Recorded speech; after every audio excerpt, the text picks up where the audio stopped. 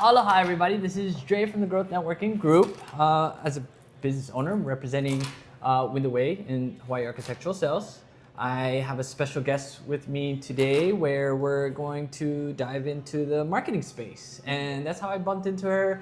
I hosted an event about marketing. It was called the Marketing Mindset Mastermind. Something like that. Out in Dave & Buster's. Mm-hmm. It was great. It was an awesome turnout. And for this event, what I did was I took the top 20 organic marketing agencies and the top 20 sponsored agencies in the digital space. I called every single one of them.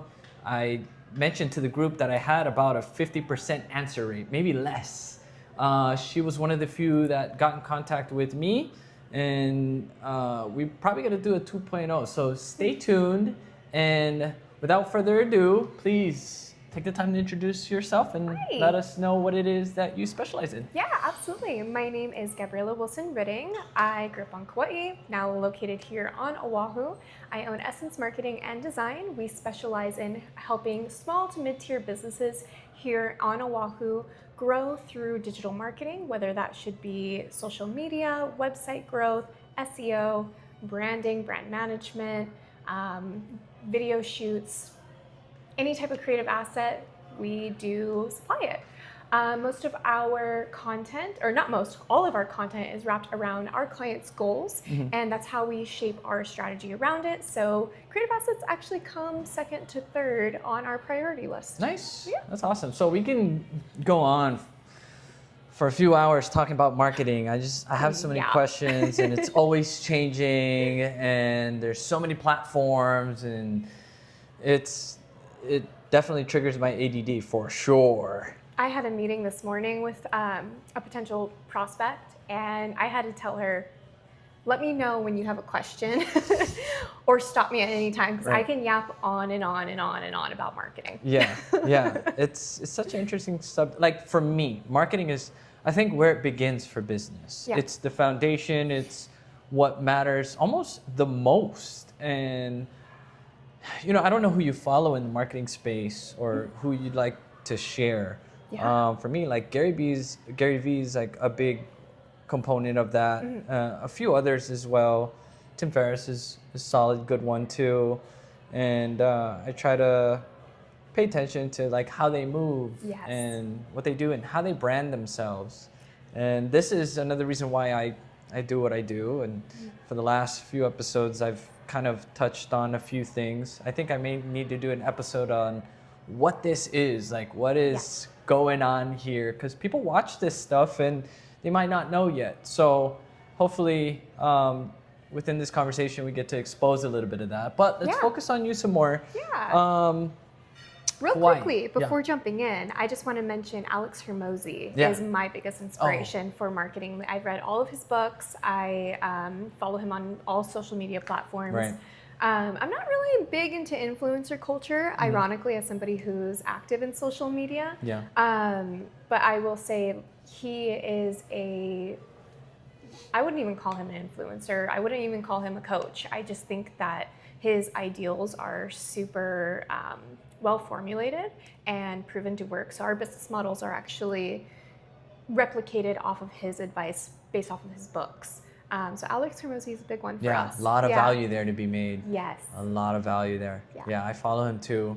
Good stuff. Good stuff. So definitely. I apologize. You're about to ask me a question. I forgot. Something about Hawaii. Oh, yeah. Okay. Typically, like, how far back? I like to ask my guests how far back they want to go. Sure. I just came back from Kauai working on some projects over in Kukui'ula. Right. We were talking about that last time. So supplying the glass for that. But let's dive into that. Like, what was that like? Growing up on Kauai? Yeah. Oh, my gosh. And from what age to what age? So we moved there when I was 10, I believe. My family's all originally from Las Vegas. And I moved away from Kauai at 21. It was right after COVID. I turned 21 during COVID, so it was very boring. So here it came a little bit, opportunity, a little nightlife, a little bit of everything. Right. It was really beautiful. Kauai is very small, very, very small in general, very small community. Everybody's connected, and it's all small businesses. Yeah. I mean, our biggest businesses were our one Walmart, our one Costco, our Macy's that's no longer there. Like, we don't have anything. Stuff, it's all small businesses. And my parents or my mom and her husband, they are a small business owner. They own an industrial cleaning business. Cool. And it's very laborious and it's very taxing on them, but I watched them grow this business over the last 12, 13 years and work really hard. And as I grew up and kind of, graduated high school and got into the working field, I learned about how important networking was and knowing your community and knowing people. But also there's a part two to that. So that's more on the business side of things, but talking about how important community is. Growing up, obviously I am of white ethnicity. I grew up on the east side, grew up in Wailua homesteads, and we had a huge mixed basis. So we had white people, we had Filipino, we had Hawaiian, all of us, and we all hung out, and none of us really thought about like race or culture. Right. We were kind of blissfully ignorant to that. Right. And it wasn't until I graduated high school and started taking classes at KCC over there while working full-time. And I was working at the Sheraton down in Poipu as a marketing executive. Nice. And I started dealing with tourists more. And simultaneously, I was taking these Hawaiian history classes, real Hawaiian history. Kauai High School like whitewashed our history, I swear. Okay. Yeah, so we were taking real Hawaiian history, and then we were, I was working with tourists. And I just kind of got awakened to the cultural and political issues that were happening within the islands that I was so just blind to. Right. Yeah. Right. So after I graduated there and COVID happened, I was furloughed, and I decided to go back to school through UH Manoa to get my bachelor's degree. And the goal was always graphic design. So, I do have my BFA in graphic design. But simultaneously, I was taking more courses about American studies. That's what they classify it as. I call it cultural studies, because all the classes involved, Hawaiian studies, indigenous cultures, like anything wrapped around that, and learning and educating it, and like just the authenticity that comes with that history. Right. Not the whitewash, idolize Captain Cook or Christopher Columbus. And even though I don't practice the culture, I felt like it was my obligation as a member in Hawaii, a community member here, to be of knowledge of these cultural impacts. Right. And something else that I learned is in marketing, obviously sex sells. Sexism is huge in marketing, unfortunately, and appropriating cultures sells. Like, you have all the people coming down to Hawaii for paradise, that's how they see it. So they see the kitschy things, and that's what sells. And I realized that I wanted to change that. And even though this is probably something that will take decades to change, I want to make the biggest impact I possibly could through marketing. So my goal was to combine both of my degrees, and I started the agency. Nice. I started Essence, and we try to help small business owners just kind of stay in Hawaii and try to really draw out their core values and their culture in their products that they sell, services. I mean, we hit every industry. We don't really have one niche, which probably hurts me in the long run. I see. But we do every single industry, and we just try to highlight their core values, their mission statement, their goals, their purpose, their target audience, and whatever helps them grow. What is most entertaining to you? And I guess where, I'm sure all equally the same because it falls into marketing, but where do you find a lot of fun, like marketing a certain product or, you know what I mean? Okay. Okay, I'm gonna give you two different answers. That's fine. My most exciting adventure, it's always so fun to shoot food. Like, we just did a content shoot for Local Joe's on the west side. Okay. And I brought one of my girls with me, and we just had so much fun creating some content. I'll send it to you afterwards. I still have to edit that. That's fine. But we just had so much fun creating the content for that shoot. It's just fun and exciting, and coffee's so aesthetic. Right. And I'm also a coffee snob. That was one of my first jobs out of high school, was working at a local roastery on Kauai. So I was like super snobbish about coffee. So I'm a big fan. But for our business, marketing is so oversaturated for restaurants, cafes, boutiques, retail. I mean, it's such an easy thing to market because it's so aesthetically pleasing. Yeah, it's artistic. It can be. And it hits a certain emotion, right? Like the taste, the feel, the look.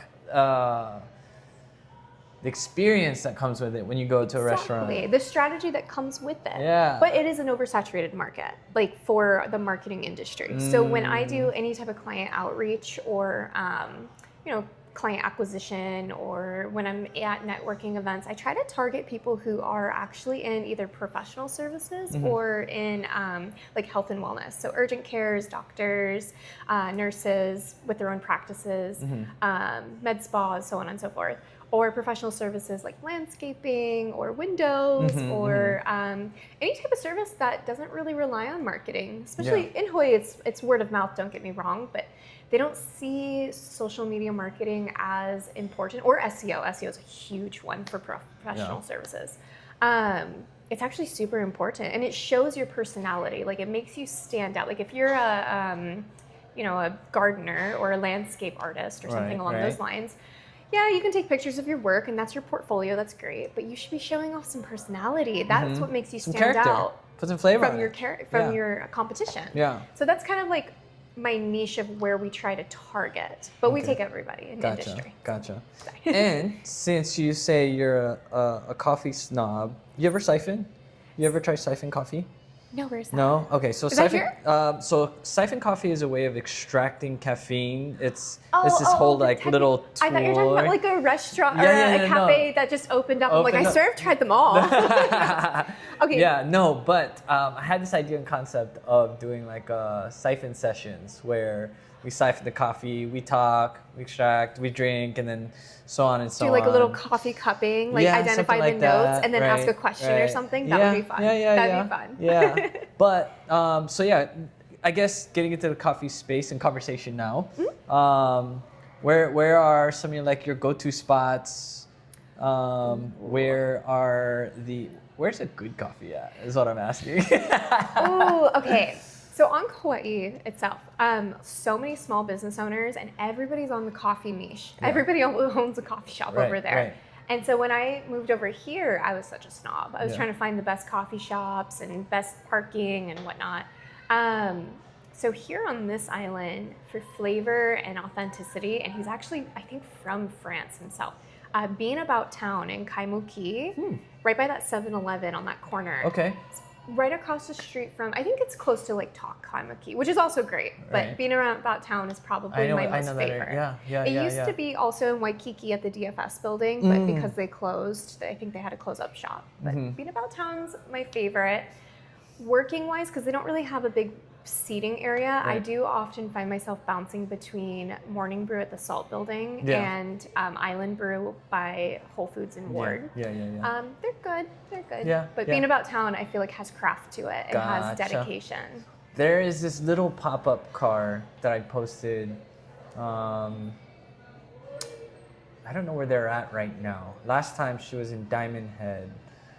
It's called Le Cruz Cafe. Ooh, I haven't heard that one. She has a little mobile vehicle that pops up. The trunk has a machine, and she pulled some really awesome shots. I was impressed because that's my thing. Like I'll just do a doppio anywhere I go, coffee shots, and I'll just straight up drink that, and then gauge everything off of that. And last time I had an espresso shot. It was just top 3 for sure. So if you haven't, little boutique thing, check it out. If it's just to go get some coffee. Oh yeah, that's on my list now. But if you're looking to go work out of a coffee shop, then either Island Brew or Morning Brew or something like that, right? Yeah, easy Morning Brew at Salt. Yeah, I think they have a Kailua location as well. Yeah. It's also about parking too. Like you don't want to rack up that parking meter bill. So I assume you do pour overs, grind your own beans like that. At home, I actually do have the fancy Breville machine that set me back almost, I think, $700 way back in the day. So I do actually brew my own coffee at home often. Yeah. And then I'll go, because I work from home, but I can't focus sometimes. Sometimes I got 2 dogs. I gotta lock in. So I have to go sit at a coffee shop and just sit there. And so when I go to somewhere like Island Brew, Morning Brew, I'll just get like a cold brew and drink it black. But cold brew, and I have to feel it in my bones. Like I'm still eyeing that coffee that you offered me earlier. It's all yours. You can take it with you. Yeah. So what sparked the whole marketing thing? Like, where did it all come from? Well, I mean, I gave a little bit of the backstory of like how I wanted to kind of take my graphic design degree and my cultural studies degree and put that to use in the community. But marketing wasn't actually the goal. So when I was going to UH Manoa, I really faked it till I made it. And I was working at a pretty decent salary at Surefire, and I was their creative director. Okay. Even though I wasn't directing anybody, it was just me. Okay. They made up a title for me. Yeah. But I was they had 3 restaurants, so two Surefire locations, one at International Marketplace and one on Kauai Avenue. And then they had Skybox Tap House right next to them at International Marketplace. So I was doing all of their social media. Plus, we built the nightclub there, Fire by Night. I did all of their branding, all of their marketing. So that's another social media account. All of their websites, all of their graphics, their banners. I did everything that was related to that. And it was an amazing job. I loved it. I met so many people, which opened up to so many doors and opportunities, and so many friends from over there. But it hit a certain point where once I finished school and I was continuously, working at Surefire and all that, I felt like a little stunted. Like, okay, I hit my growth. We did the brand management. I just don't see any more creative outlet from this. I also just didn't feel I was getting that. I wasn't reaching that goal I wanted to with the community, like keeping the local business, even though it's locally owned. It just, I don't know. I felt like I wasn't reaching full potential. Gotcha. So now with Essence, we have multiple clientele, multiple industries that we help in a creative way. Every day.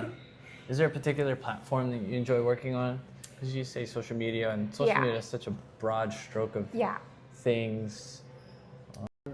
So is there a particular one that you're like, oh yeah, this is the one for now? Right? Obviously it changes. I'm an Instagram person. I'm always on Instagram, and I find it easier to be aesthetically pleasing on there, build strategy on there, but each platform is so different per industry. Of course. So, like for example, one of our clients, Aloha Urgent Care, we have them on Instagram and Facebook, but we also have them on LinkedIn. Same with a few of our nonprofit organizations. But a restaurant, we wouldn't put them on LinkedIn. That wouldn't really make sense. So yeah, we really fine tune which platforms we use per industry or per niche. But Instagram is probably my favorite to work with. Gotcha. Yeah. Okay. Are you using the edits on the app, or are you guys using like a separate whole thing, like a CapCut program to do all that stuff? It pains me to say this as a professional graphic designer, but we do use Canva very often. It's so good for social media and brand kit consistency and sharing with inner team contractors and with the client themselves. For more professional high-end designs like brand projects or anything like that, we use Adobe Suite. That's a good one. And for video, CapCut for easy stuff, but if it's high-end, because we do high-end professional videography, like tens of thousands of dollars worth, we use Final Cut Pro. Okay. Yeah. Nice. Yeah, see, I haven't even played with that. There's just so many tools out there. Too many. CapCut's a good one. CapCut Pro, it's super easy. You simple, can maneuver through their templates, and then they have just everything at your hand where like the Final Cut Pro, if you want to download anything like a transition, like you have to go hunt the internet for it, maybe buy more. Right. Envato's a really good one if you're a designer. Okay. Or even like video stuff, but Envato, I pay like I think $150 a year for it. Okay. But it has really good like mock-ups, presets, kind of anything that you need at any point in time. Right. Yeah. Okay. Nice. Right on. Well, let's see, where are we at right now? 1:30. Boom. Boom. Okay, so since we're reaching closer toward the end of our conversation, is there something that you would like to share with our viewers or listeners? Some kind of value add, whether it's a book, a quote, something inspirational, anything like that? Gosh, I have so many inspirational quotes that I pull from everyone. I'll start with Alex Hormozi. There you go, fire away. He's got some really good ones. He's got some good ones. Okay, one of the ones that I lived through, I'll give three. I got three good ones. One from Alex Hormozi. I have the magic is in the work that you avoid. Okay. So, do the work that moves the needle. I hate client acquisition. I hate cold outreach. I would find busy work and feel productive that way and realize money's not coming into my pocket that very moment. So that work that you're avoiding, that's probably your value. Get to it. The low-hanging fruit. The low-hanging fruit, yes. Yeah. The second one, fail forward. This is more for business owners, I guess anybody, but failure is a life lesson. It's all about your mentality. If something doesn't go your way, especially if it's out of your control, like losing a client because of budget cuts, it's not your fault. Don't take it personally. Don't dwell on it. Think of, okay, what's next? What's my next move? Fail forward. And my last one, for my book talk people who really love reading and the fantasy realm, this is from the Throne of Glass series, but you do not yield. You do not yield. You are capable of anything, and as long as you put your mind to it and you're strong-willed and you really want something bad enough, you can do it. Do not yield to any of those negative thoughts. I love it. I love it. So, as we're wrapping this up, where can people find you, and what would be the best way for them to contact you? Absolutely. So you can find us on our website and see our whole portfolio and our services at essence-marketing.design. And then Instagram we use most heavily, so it's essence_marketing.design. Okay. You can call me personally at 808-634-0013, or you can email me personally at Gabriella, Gabriella, LLA, almost misspelled my own name, Gabriella at essence-marketing.design. It's okay. We're halfway through the day. She needs her coffee. I'll make sure you get that before you go. And hopefully we can prolong this conversation another time and reconnect at the next maybe marketing mindset mastermind 2.0, because I thought that was really interesting. There was so much value there and everybody loved it. So I can't wait to run that back and see what 2.0 looks like. To add on to that, I was a little nervous going to that meeting because I'm like a bunch of marketing professionals that one thing I love about Hawaii, it's always about collaboration over competition. And we learned so much from each other at these events.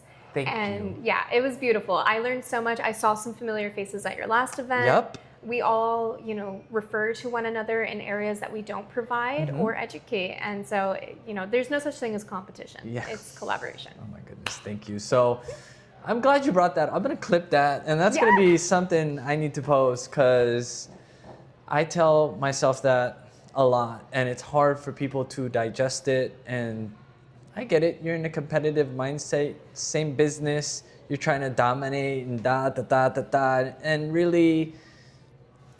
You're only in competition with yourself. Exactly. Like, I don't care what other marketing companies are doing. This is what we do. This is how we do it well. This is what our customers say. I'm going to leave on another note. I'm sorry. I know we're probably over it. No, it's fine.